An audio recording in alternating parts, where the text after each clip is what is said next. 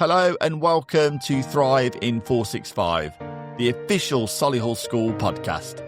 I'm PJ Ellis, BBC Radio WM presenter, and over this special series marking the school's 465th anniversary, I'll be hearing from the voices that bring Solihull School to life.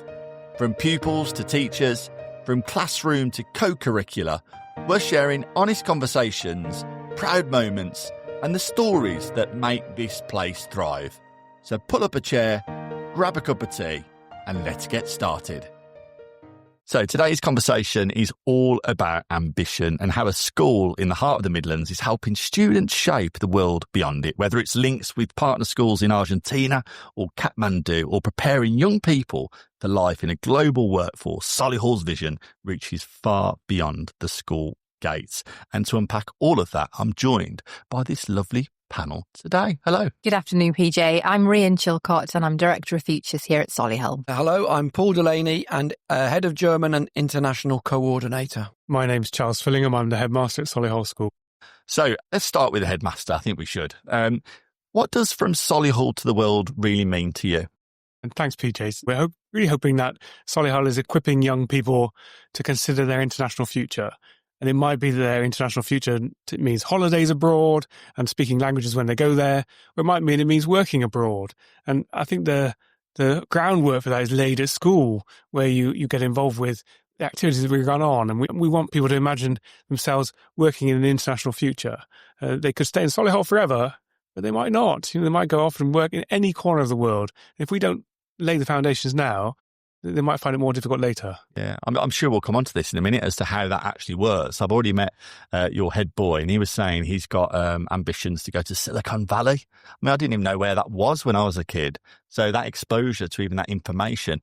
Mrs. Chilcott, how do we give these young people that information about those opportunities? What sort of stuff are you doing around that? So we very much start our futures preparation with the children at Solihull from the word go. I mean, in our prep school, we've got futures provision, but when they come into our senior school, we really do start to look at what life might be like at Solihull, even though that seems a very long way away.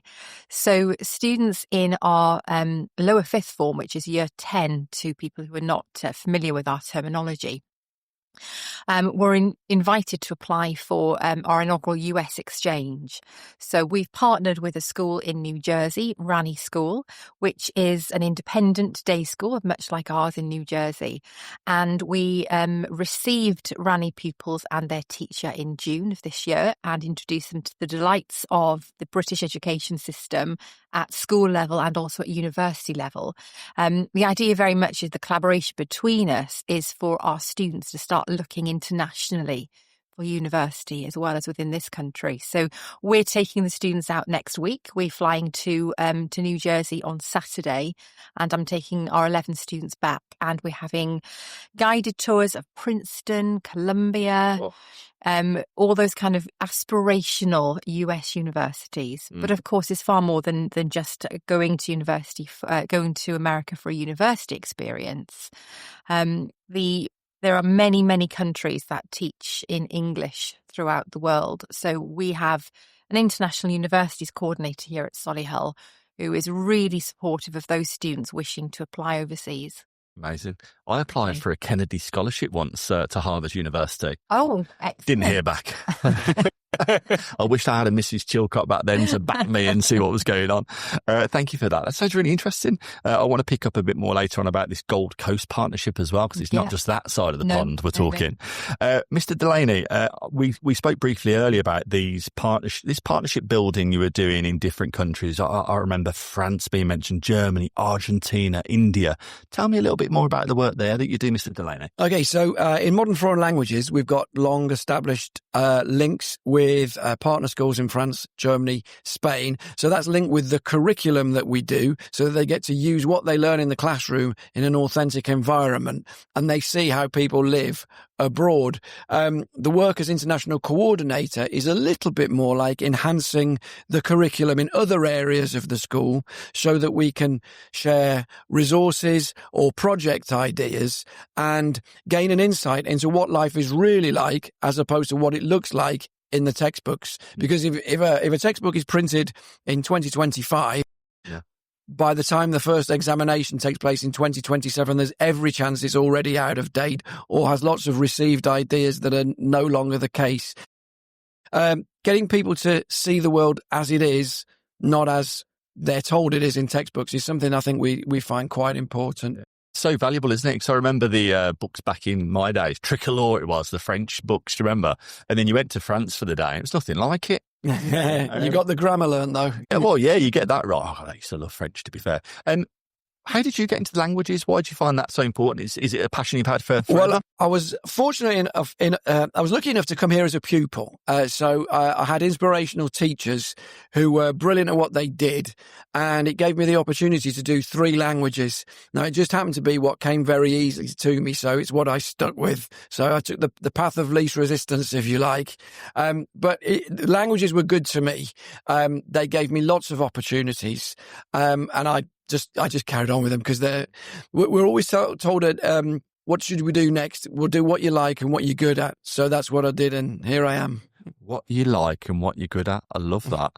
I'm still working out what that means to me, to be fair. Got an A* in French, though. And in fact, that's 2 of the really 3 major things we tell our students. At Solihull, our pupils are given the opportunity to choose certain elements of their curriculum right from the word go.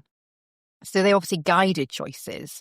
And as part of the futures preparation support we offer, I tell children to, think about what they like, what they're good at, and what they need. And it's keeping those 3 things together when you're making these important academic choices. I think what I've found out about the conversation I've had so far with Solihull School is that all these conversations and guided decisions are happening at an early age. And I think that's really important from everything when it comes to striving for learning or aspiration or the foundations of those human skills, very aspirational, Let's go and tell these pupils that, there's opportunities abroad. But I know you're so proud of where this school's from and the community you've built, not just for the pupils that are here now, but the 17,000 Solihullians that live in your alumni network. How do you balance that sort of local identity piece that's so important to this school with that global opportunity that you're also pushing?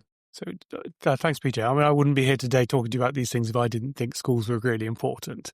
And what you learn at school is more than French, German, maths and science. It's the skills you pick up at school and the mindset that you pick up at school. If I might give a personal example, I mean, I also love languages and studied languages at university like Mr. Delaney, but didn't grow up in a very multicultural society at all. It was a very monocultural part of Somerset that I grew up in. We didn't know anybody foreign, or anybody from another country when I was growing up.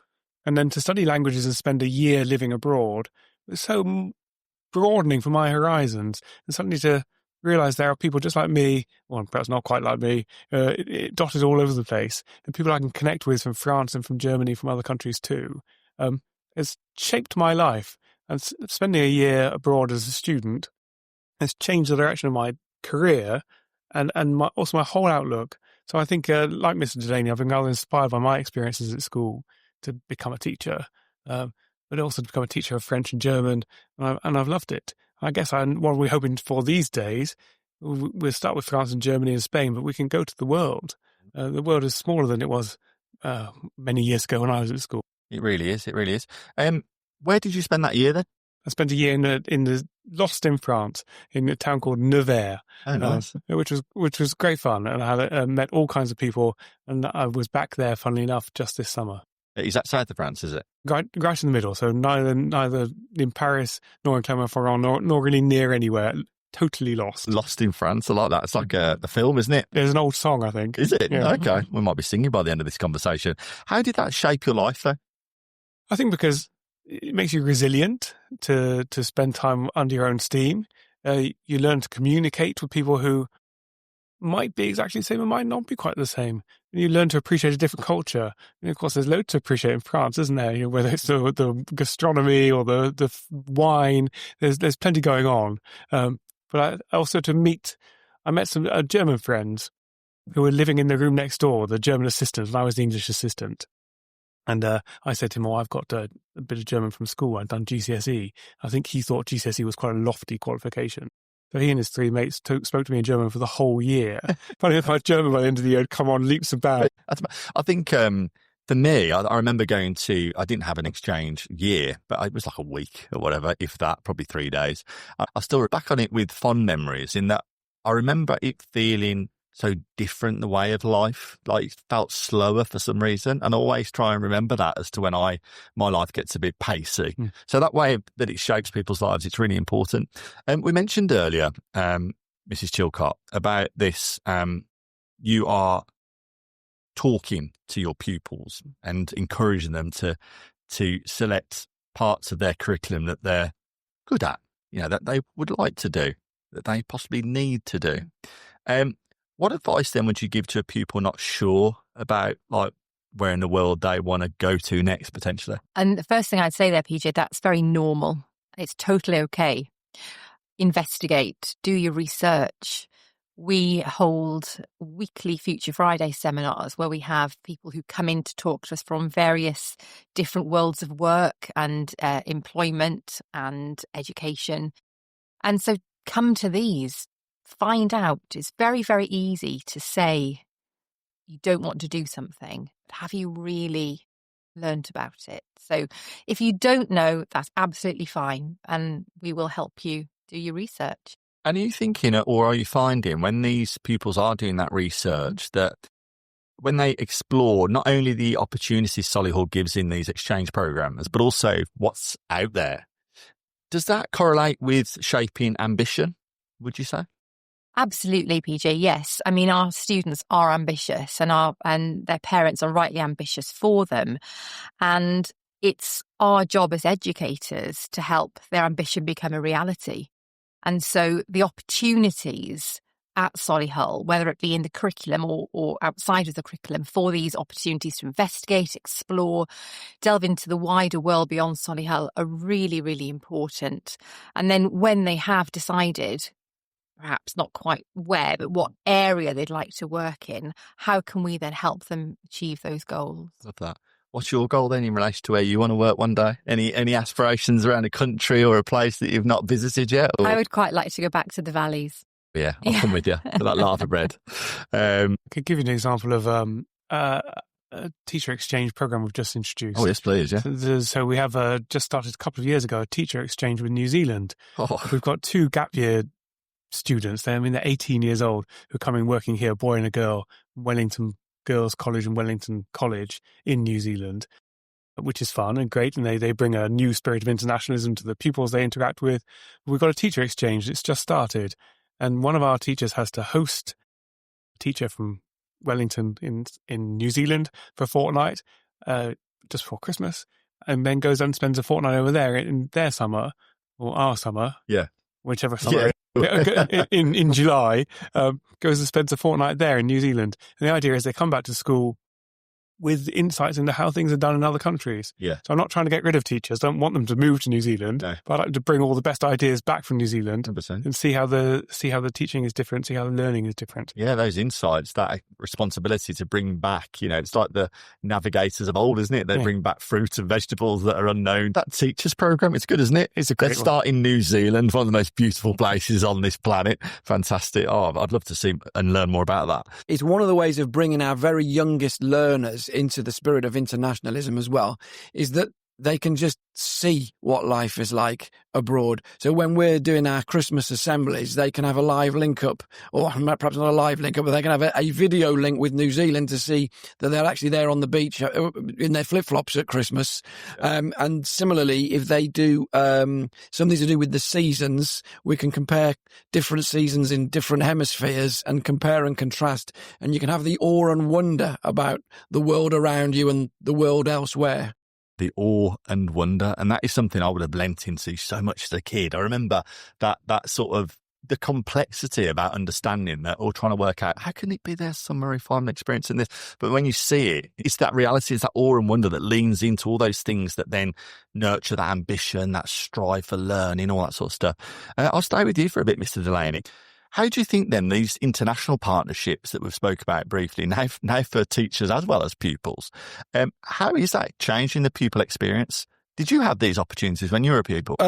No, certainly not to the same extent. We had the normal curriculum exchanges for modern languages, but I don't think anybody would have dreamt of having something like a pupil exchange with Kathmandu. It just wasn't a thing. It was something that existed in textbooks only, and I think that's the beauty of links with real places, with real people, is that you get the real experience of what life is like in different countries, rather than what you're told it's like from textbooks that are probably out of date by the time you read them.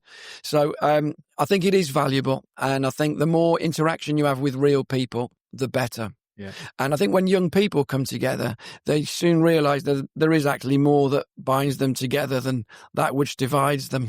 Yeah, the global citizenship sort of thing, which no doubt we'll come on to. You know, we're all humans. When I'm listening to Mr. Delaney there, I don't know why. I don't know whether this is part of the vocab when we're talking about this internationalism. Is it accessibility a piece here? Some people only read about that in books or see it on films. Yeah. But when they have access to it, it encourages something in people, doesn't it? Absolutely. And, you know, it's these days, the information is there as well. So, you know, if you had said to students, 10, 15 years ago, would you like to go and study and live abroad? People would necessarily perhaps think about a year abroad doing a languages degree, for example. But nowadays, people are far more internationally minded, and talking about access, yes, we've got, we use to subscribe to Unifrog, which is a one-stop destinations platform, and really encourages students to look for university experiences overseas as well. And we have access to every university degree taught in English across the world. So, when a student who is thinking about life after Solihull post 18, they can look and they can see what are the entry requirements to read physics in Amsterdam. Wow. And we have taken students to Amsterdam to look at a university there.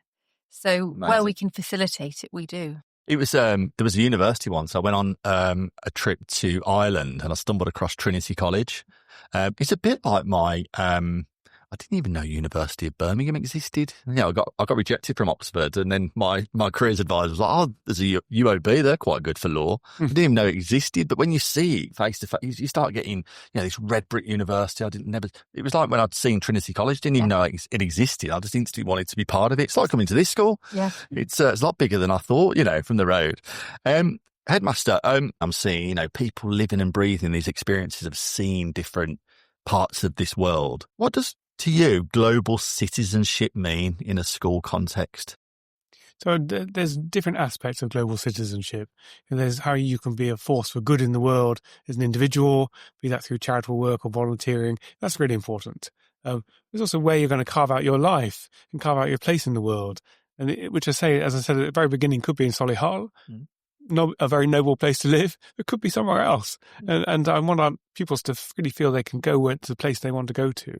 And we've laid the foundations for that through international work experience, placements. Some boys and girls have been doing work experience abroad. So get the idea that you could work abroad. It's not just for holidays. It's living out your life. I wish I'd had that education information when I was a kid, because I genuinely thought being abroad was, dressing up in some snorkel and flippers and selling drinks on a beach somewhere. That was my experience of working abroad. I didn't even know I had the opportunity to work as a lawyer or whatever it might be.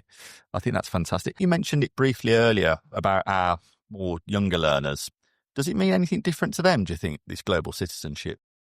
So the school runs from age 3 to age 18. I think we engage with global citizenship at different stages, different ways appropriately.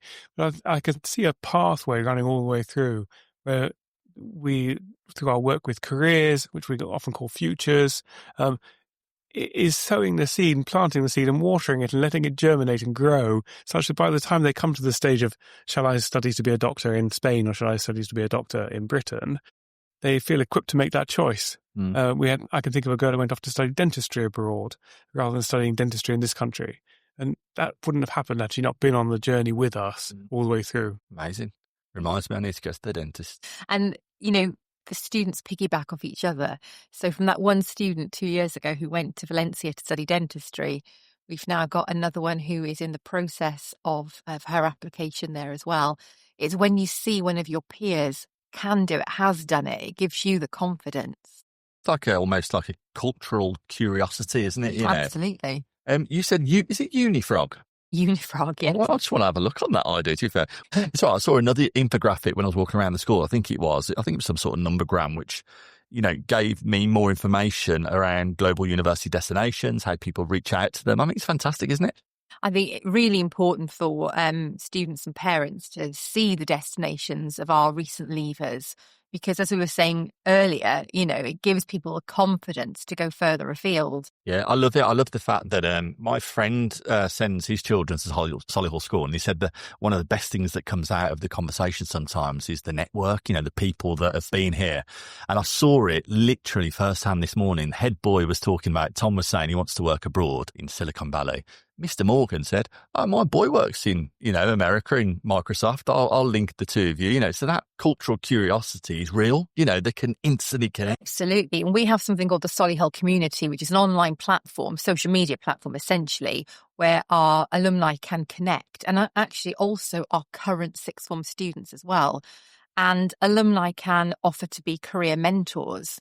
So if I have a student come to me, for example, and say, "Oh, Mrs. Chilcott, I'm really interested in, I don't know, where I can, get some experience in law. Can you help me?" Well, they can go onto the Solihull network, Solihull community, and invariably there'll be an old Sil somewhere in the country, if not the world, who will be able to offer them some work experience. One of the sixth formers came to see me, Mrs. Chilcott, recently, asking about experience in the law and did I know anybody who was a barrister, did I know anyone who worked in London. I managed to find him a couple of contacts. I've also got a contact in New York City who is a lawyer, who I know from having worked in another school, who I can put him in touch with. The network here is quite strong. Yeah. Yes. And it feels active as well. People are willing to stay engaged. And Mr. Delaney, why are we talking about this? Like, I know it's an interest. Does it have anything to do with? There must be an appetite for pupils to be talking about this, right? Well, if we're looking about cooperation amongst young people, that is where the future is going to be. Global problems demand global solutions. So the more people can talk to one another and look at the world through a different perspective, the better it will be for them. Last year we hosted, it was a mock UN conference with pupils from around the globe, and they were all challenged to look at sustainability issues, but from the eyes of a different country and debate that way. So we have our own debate club, and so they were trained to have those skills about looking at the world through somebody else's eyes. And that's a useful thing to do, I think. I think that's like a unique opportunity, isn't it, that this sort of international collaboration offers? Would you agree? Most definitely, yeah. It's opening your eyes to the world. Yeah, I mean, exactly. From Solihull to the world. I mean, you want to go back to the valleys. I thought you'd want to go over to... tell me more about this. For a while. Mrs. Chilcott, tell me a little bit more about this then. Was it the Rani School that you mentioned? So Rani School is the school that we are going to in New Jersey. And they are an independent school, much like Solihull, an independent day school, not as big as us, but they are equally ambitious for their students and looking internationally as well. And we are in the early stages of launching our next international exchange, latest in the long list, and that is with a school in on the Gold Coast of Australia. So that is something we're hoping to take our current students who are currently in fourth form, which is in, other terms, year 9, when they come into year 10 or the lower fifth. We're hoping that they will all have the opportunity to at least apply for, if not be selected for, the Australian exchange. So you come on to the logistics there, and thank you. If I was a parent thinking of sending my kids to this school, around the fourth form, year 9 in old currency, and the lower fifth, as you said, year 10, they'd have an opportunity to apply for these exchange programs. They would indeed. So our vision is that every year 10 child, every lower fifth child will have the opportunity to apply for one or both of the Australian exchange or the US exchange. And the US exchange, we will usually go in the autumn term. And the Australia exchange, because their year it starts and ends differently to us in America, we will go out there in February half term. And then the plan very much at this point is that they will all come back to us in June when we can showcase Solihull at its best, hopefully with the weather. And we'll have a lovely sort of an international party almost. We'll have our American exchange pupils, our Australian exchange pupils, and of course our Solihull pupils. Really multicultural community and stronger for it. I wouldn't want to turn the clock back to the school that I went to, which was totally monocultural. We work here for a reason. We love the school as it is, with people from all different places. It's a strong community here. And I might say that the international exchanges, it's expensive flying to Australia or to America. Actually, you're staying at somebody's house, compared to a hotel, it's actually a relatively good value school trip, and to have an experience that you will never forget. I think school trips, whether it's your French exchange, your day trip to France that you do when you're just starting out, the trip to Germany for the weekend, you never forget these experiences, and you're storing up memories for the rest of your life. Can I just add that the diversity of the school is a real strength for us and helps with the international vision, because so many of our pupils already have a background from elsewhere in the world. It's something that we also celebrate. Every year there's a heritage fair where the pupils will give us the music, the cuisine, the fashion of where they come from, and they will all experience a little bit of someone else's background, which I think also helps them be global citizens. Yeah, 100%. I think that I keep coming back to cultural curiosity. I think it's a phrase that I've stolen from one of your books or something, because for me, it is about that living and breathing, Mr. Delaney, that you said, shaping somebody's life, the headmaster said. And that does involve food, doesn't it? And culture and music. It's not just the Eiffel Tower, is it? And the bridges that we take photographs of. I'm going to put you on the spot, Mr. Delaney. Head of German and French, I believe. You said you took 3 languages. 3 languages to A level, yeah. Okay, so talk me through France, Germany, Spain. How of those, I assume you've been to France, Germany and Spain? Yes, some more than others, but yes. Okay. Well, let's start with that. Where have you gone more than most? Well, I did my year abroad, also as an English assistant in Germany. So I lived there for a year in Rhineland-Pfalz. So that was a brilliant experience. Trips to Berlin. I've done school exchanges with Munich and Frankfurt, and we've got our school exchange that has been embedded since about 1983, I think. So we've got a partner school in Hofheim, part of the Main-Taunus-Kreis, that has a twinning arrangement with Solihull. So that is brilliant. I also, for a brief time, went to a French university as well. Wow, where was that? That was Université de Toulon et du Var. So that was brilliant. And I've been on French exchanges. I like to piggyback on other people's trips. So if history's doing a trip to the battlefields of France and Belgium, fantastic. I'll be there with a language element to lighten the mood a little. Ypres, indeed, and Arras, although Ypres is Flemish speaking, but we'll find a way in. Find a way through. The headmaster himself runs a trip to Cologne every year. Lovely. I love it. I think I've pronounced that incorrectly. Forgive me, Mr. Delaney. Ypres, was it? Ypres will work as well, because the Flemish have their own pronunciation. I cycled through there many moons ago, and that was an experience that stayed with me, seeing some of the war graves and stuff like that. It was fantastic. Very good for cycling because it's flat. I think the outdoor program is fantastic. You've got this school headmaster, the forest school. Yeah, so there's an outdoor program that, again, follows a thread from 3 to 18. It's really strong. I would say for trips abroad, and I've taken dozens and dozens and dozens of trips abroad to France and Germany, and there is a moment of sheer delight for the teachers, but also for the pupils when you've set them off to go into a town and interview some French people and come back with the answers to their questions, and they race back, their eyes will aglow, saying, "She said she's got 2 brothers and a sister," or "He said his favourite football team is Manchester United," and the sheer delight when they've really communicated with somebody, perhaps for the first time, and they've taken it from the classroom to real life. Is amazing. It's absolute delight. There's that transformational moment as well when they're challenged to go and buy a postcard with stamps and find out that the French that they've learned in the classroom actually works in real life. Yeah. That is a magic moment, which you can't really recreate that unless you're over there. Yeah, you can't, but I suspect what you would then harness as a leadership team and throughout the school would be that what comes from that, a confidence maybe, a little bit of a a sense checking, that, pat on the back on the way home. I can actually say something that other people in a different country understands. Mrs. Chilcott, what took you to, so we're talking Europe here, what took you to the other end of like the ponds? We're talking America and Australia. Any reason? So, we were looking to offer our students the opportunity to explore studying abroad and then or working abroad. Now, whilst languages are obviously very, very important, and we really believe in the importance of learning languages at Solihull, the reality is most people will want to, if they go abroad, will want to study in English. So we're the two great big English-speaking nations, the US and Australia. Okay. So the US, we scouted around for a like-minded school and came across Rani, and I'm very, very pleased to have done so. I'll be going out, as I said, next week, so I'll be able to tell you more when I get back. But certainly everything that I know about them marries up with our ethos.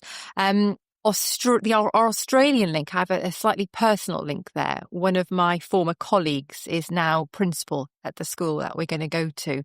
So again, this is the beauty of networks, isn't it? Whether you're a teacher or a pupil or a alumnus of the school, it's really important, I think, to harness the opportunities to help people when you can and ask for help as well. Yeah, very important. I mean, listening to you there, I'm trying to think of me when I was a pupil. I was very shy and socially awkward, and I think I would have found more confidence in knowing I could go to an English-speaking country. Do you think that helps you lean into those two things that are very important to this school, both in aspiration, so PJ is able to go and explore what Harvard looks like, but also the well-being, in that I'm not that nervous to go and do that exploration? Absolutely. Well-being is the cornerstone of the education ethos at Solihull. And our job is to help people get the confidence to go and do the things that they want to do. We are ambition, opportunity, community. We're a global community, and I would encourage everybody to take every opportunity. You only regret the things that you don't do, and you'll never have as many opportunities as you get here. So go for it. I love that. Mrs. Shilcott, you mentioned Future Fridays. So every Friday in term time, PJ, is Future Friday.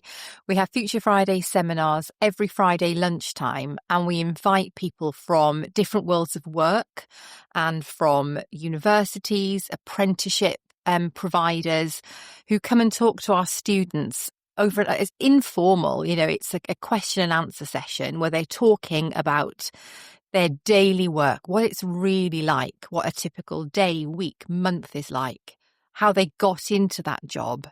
And really importantly for this generation is what can they be doing now in order to best prepare themselves for a future application. How interesting is that?